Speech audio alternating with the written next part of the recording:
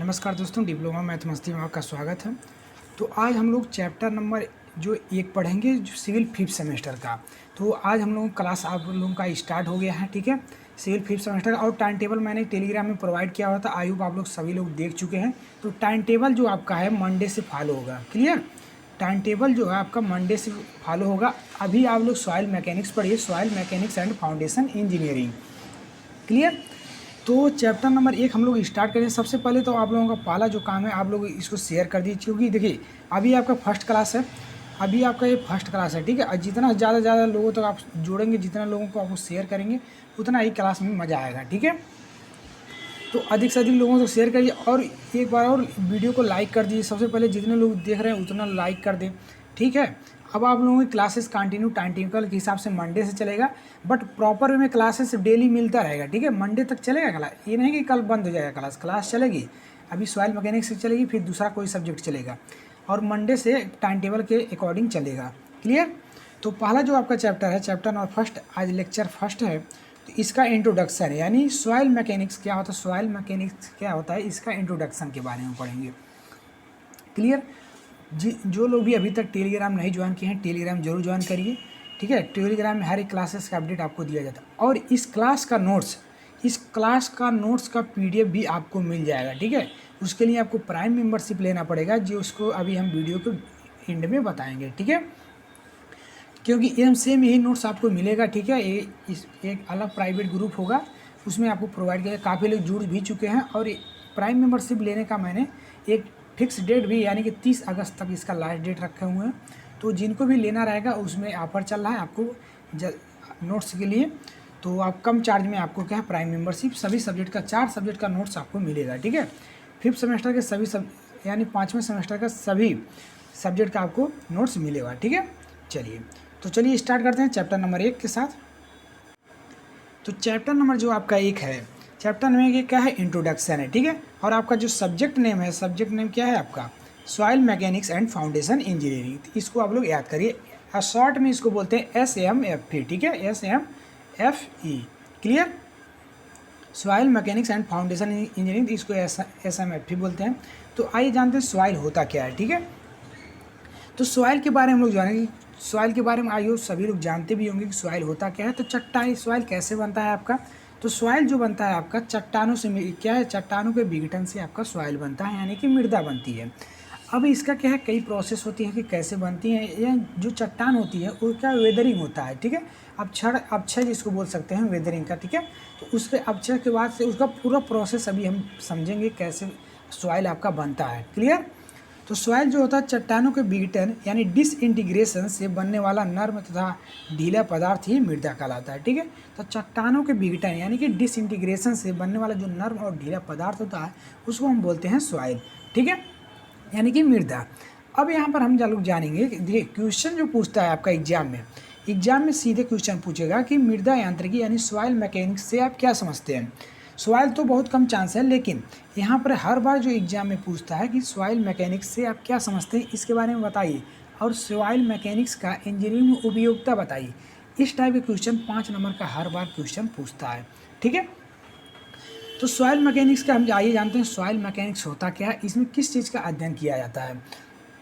तो इंजीनियरिंग की वह शाखा है, तो सॉइल मैकेनिक्स क्या है, इंजीनियरिंग की एक ब्रांच है, यानी इंजीनियरिंग की वह शाखा जिसमें सॉइल के निर्माण सामग्री यानी कंस्ट्रक्शन मटेरियल एवं फाउंडेशन पदार्थ के रूप में उसके गुण व्यवहार आदि के बारे में जानकारी प्राप्त करते हैं, सॉइल मैकेनिक्स कहलाता है, ठीक है। तो यानी कि सॉइल क्या है, इंजीनियरिंग की एक ऐसा ब्रांच है जिसमें क्या है, कंस्ट्रक्शन मटेरियल निर्माण सामग्री और एवं फाउंडेशन के जो भी पदार्थ है उनके गुण और व्यवहार के बारे में क्या है, अध्ययन किया जाता है, उसको हम बोलते हैं सॉइल मैकेनिक्स बोलते हैं, क्लियर हुआ। तो आप लोग एक ही फार्म इसको रटिए, एक ही इसमें इतना आप लिख देंगे, आपको अच्छे नंबर मिल जाएगा, ठीक है। अगर आपको लिख से सॉइल मैकेनिक्स के जो फादर हैं आपको कार्ल वेर्न टरजागी है, ठीक है। इसको भी आप लोग याद कर लीजिए, कोई भी पूछ सकता है कि सॉइल मैकेनिक्स के फादर कौन है। तो इस क्या है, कार्ल वेर्न टरजागी। इसके दूसरे शब्दों में सॉइल मैकेनिक्स की आप परिभाषा समझिए। Soil mechanics engineer doctor Karl von Terzaghi ये क्या है, सॉइल मैकेनिक्स के फादर हैं। तो आप लोग इसको अंडरलाइन करिएगा कि कोई भी पूछेगा सॉइल मैकेनिक्स के फादर कौन है, तो कार्ल वेर्न टरजागी, ठीक है। क्लियर। सॉइल मैकेनिक्स के अनुसार, इनके अनुसार क्या है सॉइल मैकेनिक्स की जो परिभाषा, आप दोनों में से कोई भी लिख सकते हैं। क्लियर। तो ऊपर वाला लिखेंगे ज़्यादा बेटर रहेगा क्योंकि छोटा है, शॉर्ट में लिखेंगे और कम शब्दों में अधिक चीज़ें एक्सप्लेन उसमें है। ठीक है। तो इनके अनुसार जो है कार्ल वेन टरजागी के अनुसार क्या है कि इंजीनियरिंग की वह शाखा जिसके अंतर्गत चट्टानों के भौतिक एवं रासायनिक विघटन, फिजिकल एंड केमिकल डिसइंटीग्रेशन से बने कणों के अवसादों यानी सेडिमेंट, यानी देखिए जब फिजिकल इंटीग्रेशन होगा डिसइंटीग्रेशन और केमिकल डिसइंटीग्रेशन होगा तो कुछ अवसाद पर क्या है जमावट होगा। ठीक है। चट्टाने का, चट्टाने जब क्या है अपक्षय होंगी तो उनमें क्या है वो टूटेंगे बहुत बारी बारी कण में, उसके बाद उसका सेडिमेंट होगा और जिससे आपका क्या जिसका जमाव से क्या है आपका मृदा बनता है। तो सेडिमेंट और अन्य जमाव जिसमें कार्बनिक पदार्थ ऑर्गेनिक मैटर भी हो सकते हैं, इससे संबंधित इंजीनियरिंग समस्याओं के समाधान के लिए मैकेनिक्स एवं हाइड्रोलिक्स के सिद्धांतों का उपयोग किया जाता है। ठीक है। तो ये थोड़ा ज़्यादा लेंदी प्रोसेस, आप लोग इसको क्या ऊपर वाला लिखिए ताकि जो भी आप लोग लिख सकते हैं। तो कार्ल वेन टरजागी के अनुसार आप लोग लिख सकते हैं कि सॉइल मैकेनिक्स इंजीनियरिंग की वह शाखा है जिसमें चट्टानों के भौतिक विघटन एवं रासायनिक विघटन के अवसादों से जो सॉइल जो बनता है मृदा अवसादों से, उसको बोलते हैं हम अवसादों। अन्य जमाव एवं कार्बनिक ऑर्गेनिक पदार्थ भी हो सकते हैं। ठीक है। तो इसको हम सॉइल मैकेनिक्स के ये भी परिभाषा आप लिख सकते हैं। क्लियर। तो ऊपर वाला लिखेंगे ज़्यादा बेटर रहेगा, आप इसको लिखिए, इसको प्रिपेयर कीजिए। क्लियर। चलिए अब आइए सॉइल मैकेनिक्स का इंपॉर्टेंस क्या है, किस लिए इंपॉर्टेंट, क्वेश्चन दो पूछेगा, इसको याद रखिएगा कि हम आपको क्वेश्चन से भी रिलेट कर दे रहे हैं। पूछेगा सॉइल मैकेनिक्स की परिभाषा लिखिए और इसकी उपयोगिता लिखिए यानी कि महत्व लिखिए। क्लियर। तो उसको आपको लिख देना। अब इसकी इंपॉर्टेंस की बात कर लेते हैं, आखिर अध्ययन क्यों करते हैं सॉइल मैकेनिक्स का। तो देखिए सिविल इंजीनियरिंग में सॉइल मैकेनिक्स के अध्ययन का महत्व, तो इसका इंपॉर्टेंट है, मोस्ट इंपॉर्टेंट टॉपिक है, यही सिंगल क्वेश्चन पूछता है। क्लियर। इसको भी आप लोग नोट्स भी प्रिपेयर करिएगा। ठीक है। आप लोग चाहे तो वीडियो को पॉज करके देखिए, अदरवाइज आप जिनको नोट्स लेना है वो नोट्स लिख सकते हैं, इस नंबर पे कांटेक्ट करिएगा। ठीक है। 962164641173। ठीक है। इस पे आपको प्राइम मेंबरशिप का पूरे डिटेल्स आपको दिया जाएगा। ठीक है। कि कैसे आपको प्राइम मेंबरशिप लेना है, कितना चार्जेस हैं। चार्जेस के बारे में मैंने पोस्टर ऑलरेडी टेलीग्राम में डाला हुआ था, तो आप लोग जिनको भी लेना रहेगा वो अपना ले सकते हैं, अब व्हाट्सअप करके पता कर लीजिएगा। ठीक है। क्लियर। चलिए इसकी इंपॉर्टेंस की बात करें यानी कि महत्व की बात करें तो पहला जो इसका इंपॉर्टेंस है न्यू के डिजाइन एवं निर्माण में। ठीक है। तो जो इम्पोर्टेंस इसका फर्स्ट है यानी जो सॉइल मैकेनिक्स, सॉइल का जो काम, अब न्यू के डिजाइन में कैसे, अब जो सॉइल के ऊपर डिपेंड करता है कि कैसा स्ट्रक्चर उस पर बनने वाला है। ठीक है। अदर मान लीजिए सॉइल आपका कमजोर है, इसका बियरिंग कैपेसिटी कम है और हम अधिक ओवरलोडिंग स्ट्रक्चर बना दें यानी जिसका स्ट्रक्चर का बहुत ज़्यादा लोड हो इस पूरा सॉइल पे आए और वो बियर नहीं कर पाए तो आपका स्ट्रक्चर फेल हो जाएगा। क्लियर। इसलिए उसका सॉइल का सबसे पहले आपको कहीं भी बहुत बड़ा स्ट्रक्चर बनाना हो, बिल्डिंग बनाना हो, तो सॉइल का वहाँ पर टेस्ट होता है कि इसका बियरिंग कैपेसिटी कितना है। क्लियर। तो एक क्या है सॉइल मैकेनिक्स का यहाँ पर रोल है। क्लियर। आई होप आपको क्लियर होगा। सेकेंड जो थिंग है आपका, सेकेंड इंपॉर्टेंट क्या है, तटबंधों यानी कि इंबैंकमेंट जो होता है। ठीक है। यानी बैंक जो होता है किनारा डिजाइन और निर्माण में, तो यहाँ किनारा किससे बनता है, सॉइल से ही बन रहा है, तो इसमें भी आपका निर्माण आएगा। ठीक है। तटबंध, जैसे मान लीजिए तटबंध मीन्स क्या होता है, जैसे किनारे पर क्या है बांध के टाइप बनाते हैं ना, उसी को बोलते हैं, जिस पे सब चलते हैं उसको तटबंध बोलते हैं। क्लियर। चलिए नेक्स्ट आपका तीसरा जो इम्पोर्टेंस है इसका, ऊंचे मिट्टी के बांध बनाने में, तो डैम बनाने में। आप लोग नदी के किनारे देखे होंगे कि डैम बना हुआ है। ठीक है। तो वहाँ भी उसका सॉइल का इम्पोर्टेंस होता है। ऐसे सॉइल का डैम नहीं बनाते हैं जो पानी को क्या है को एब्जॉर्ब कर ले और क्या हो मिट्टी क्या हो पकड़ ना बनाए रखे। यानी कि अगर मान लीजिए ऐसे जैसे फॉर एग्जांपल बालू को बना लिए, उसमें क्या पानी एब्जॉर्ब करता है और आपका डैम ढह जाएगा और पानी पूरे क्षेत्र में फैल जाएगा। तो उसका भी सॉइल का टेस्ट करके बांध को बनाया जाता है, किस बांध से बनाया, तो सॉइल मैकेनिक्स पे इस पर भी डिपेंड करता है। क्लियर। चौथा इंपॉर्टेंट जो है रोड के डिजाइन निर्माण एवं रखरखाव में, तो रोड के डिजाइन के लिए निर्माण एवं रखरखाव में। ठीक है। समझ में आ रहा है। रोड क्योंकि सॉइल का फीलिंग ही होता है, फीलिंग कटिंग सॉइल का ही होता है, तो इसके डिजाइन में होता है। क्लियर। नेक्स्ट आपका पांचवा जो है इम्पोर्टेंस, खुदाई के कार्यों में आ सकने वाली समस्याओं के विषय में पुनर्अनुमान लगाया जा सकता है। तो सॉइल मैकेनिक्स में अगर आपका क्या है सॉइल मैकेनिक्स से खुदाई कार्य में क्या है जो प्रॉब्लम आने वाली है, मान लीजिए एक्सकवेशन फॉर्म चल रहा है यानी खुदाई कार्य चल रहा है, तो उसमें क्या क्या प्रॉब्लम आने वाली है ये क्या है सॉइल मैकेनिक्स पता चल जाता है, टेस्टिंग होता है सब। छठवां जो आपका है प्रतिधारक दीवारों यानी रिटेनिंग वाल। अब ये समझिए रिटेनिंग वाल क्या होता है। जैसे आप लोग ब्रिज बनते हो, ओवर ब्रिज बनते हुए देखे भी होंगे, तो वहाँ पर क्या हो कि मिट्टी के जो ब्रिज बनता है जहाँ से स्लोप इस तरह से उठान देते हैं, ठीक है, तो साइड में क्या है ये दीवार चली होती है और बीच में क्या है मिट्टी का फिलिंग किया होता है। ये फिलिंग बाहर नहीं गिरे इसलिए ये दीवार चलाई जाती है ब्रिज के किनारे पर, ठीक है, दोनों कॉर्नर पर। तो इसी की जो दीवार चली रहती है पत्थर का चलता है या मतलब कुछ भी चीज़ चले तो वो उसको बोलते हैं हम रिटेनिंग वाल यानी प्रतिधारक दीवार बोलते हैं। क्लियर। अंडरग्राउंड स्ट्रक्चर के डिजाइन एवं निर्माण में, तो अंडरग्राउंड स्ट्रक्चर के डिजाइन और निर्माण में भी हम सॉइल मैकेनिक्स का उपयोग करते हैं। क्लियर। तो यहाँ पर आप लोग नोट्स लिख लीजिएगा कि सॉइल मैकेनिक्स के फादर जो हैं कार्ल वेन टरजागी हैं, ठीक। क्लियर। चलिए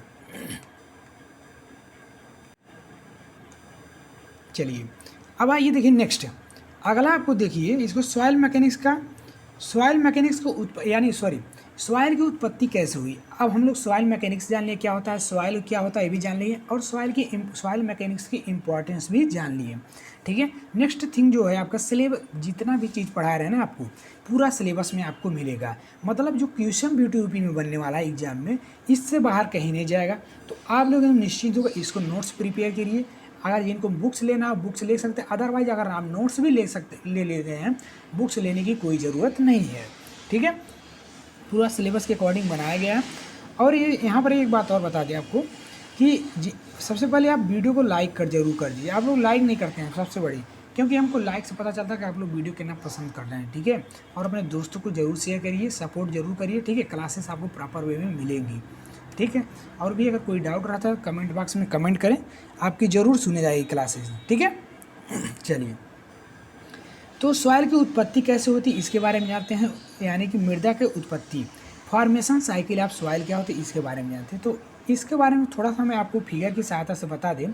तो इसको पहले समझिए फॉर्मेशन साइकिल क्या होती है, उत्पत्ति क्या होती है। तो चट्टानों से मृदा एवं मृदा से पुनः चट्टान बनाने का भूवैज्ञानिक चक्र जियोलॉजिकल सर्किल निरंतर रूप से चलता रहता है।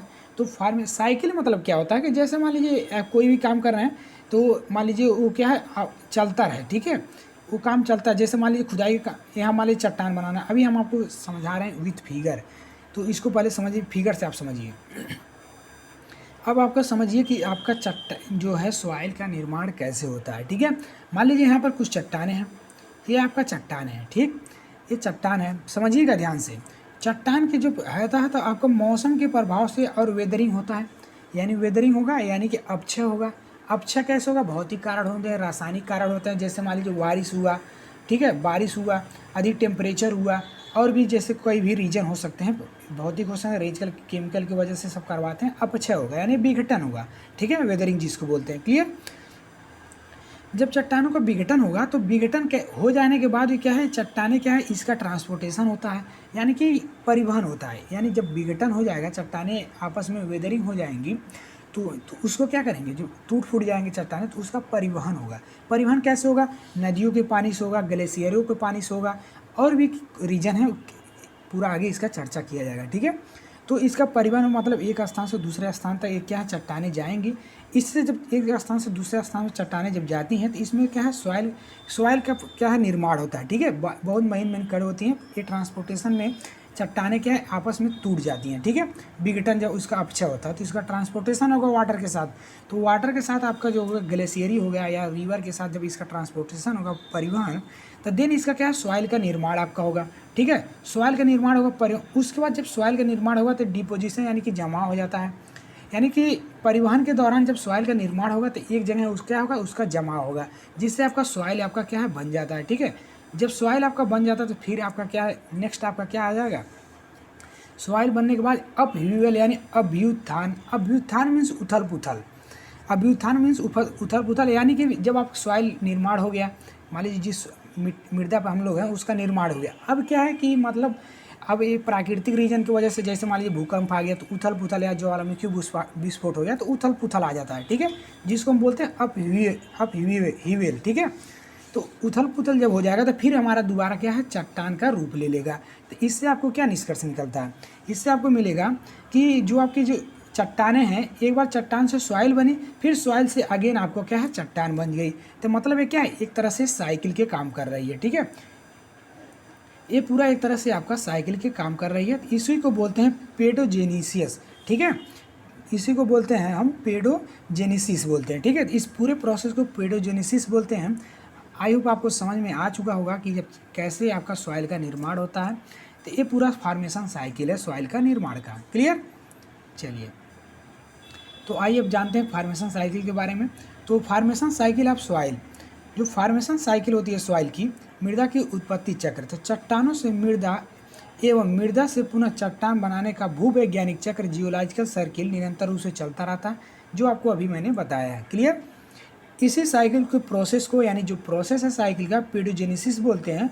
उसको बोलते हैं पेडोजेनेसिस बोलते हैं। तो पेडोजेनेसिस क्या होता है, कोई अगर पूछ ले तो आप लोग लिख सकते हैं, paedogenesis means process of formation of soil, यानी निर्माण की सॉइल, यानी सॉइल की उत्पत्ति का क्या है, एक प्रोसेस है पेडोजेनेसिस। क्लियर, चलिए तो ये समझ में आ गया कि चट्टान से कैसे बनेगा आपका सॉइल, और सॉइल से आपका कैसे बनेगा चट्टान। चट्टान है, वेदरिंग होगा, वेदरिंग के बाद देन इसका ट्रांसपोर्टेशन होगा, ट्रांसपोर्टेशन के बाद आपका सॉइल का निर्माण होगा, उसके बाद उसका जमाव हो जाएगा, जमा होने के बाद एक तक समझ लीजिए समतल सॉइल, समतल प्लेन बन जाएगा, ग्राउंड। तो उसका फिर क्या कर, किसी भी रीजन की वजह से, जैसे मान लीजिए प्राकृतिक कारण हो गया या तो मानव निर्मित कारण की वजह से उसका उथल पुथल होगा, तो देन फिर उसके बाद आपका आ जाएगा चट्टान बन जाएगा। क्लियर, तो ये पूरा प्रोसेस आपका पेडोजेनेसिस हो गया था। क्लियर, चलिए ये हो गया आपका फार्मेशन ऑफ सॉइल। अब जियोलॉजिकल जो चक्र है, अगर भूवैज्ञानिक जो चक्र है, उसमें क्या क्या प्रोसेस है, उसमें 4 प्रोसेस मैंने आपको बताया है। अब इस पूरा डिटेल इसका जानते हैं। ठीक है, कि मतलब कैसे वेदरिंग किस किस रीजन के से होगा, ट्रांसपोर्टेशन कैसे होगा, डिपोजिशन कैसे होगा, इसके बारे में जानेंगे। ठीक है, टोटल इसका डिटेल्स जानेंगे।